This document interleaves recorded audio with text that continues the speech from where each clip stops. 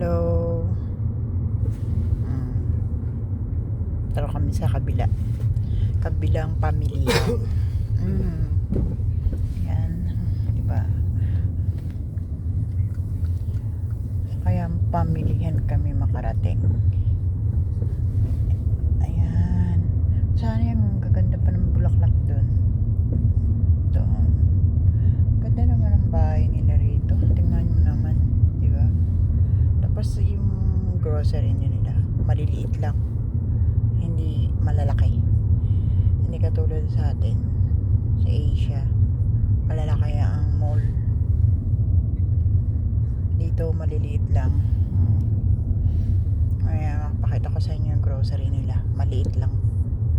Hindi siya kalakihan.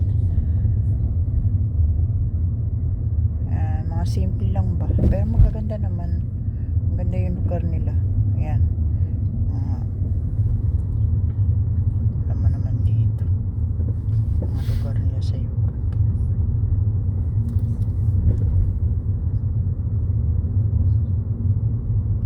Kailangan ito. Mahal na ang bayad sa akin ito. Oo. Kasi mahirap mag video.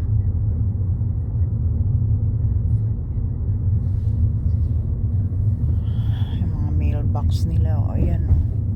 Hindi pala. Sorry. Basurahan pala yun. Hindi pala mailbox.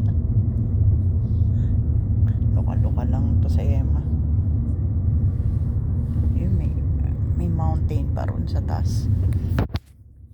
Itatapat natin. Ayan. Tapat natin dun sa itaas yung mountain nya. Bus stop. May bus stop sila. Diba? Kita mo nyo naman. Dinaanan ko na yung bus stop. Ito yung another grocery. Grocery nila. Bagal naman ito. Tatawid ka ba? Ayan, tawid ka na. Ayan. Galing naman ng matanda, oh. Ang ganda ng sasakyan niya. Papuntang grocery. Hindi ba? Wheelchair lang yata yan. Automatic wheelchair. Anong tawag dyan? What is it called? Ayan. Itong grocery nila parang ano lang sa atin ba? Parang 7-Eleven lang. Ayan, oh. Okay guys. Later naman po. Okay?